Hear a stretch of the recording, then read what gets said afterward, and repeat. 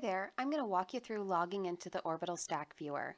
We are going to start by logging into the Orbital Stack portal. To get there, please visit orbitalstack.com and click the login button at the top right of the screen.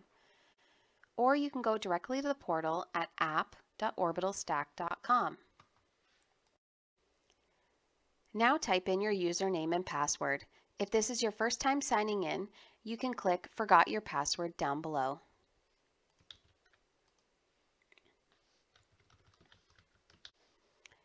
Once you have signed in, you will see your view of the portal with projects you have run, projects that have been shared with you, as well as some demo projects. Thank you for listening.